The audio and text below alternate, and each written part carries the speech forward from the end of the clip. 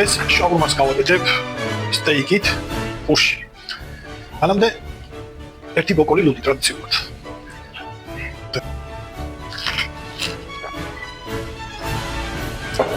დავიწყეთ.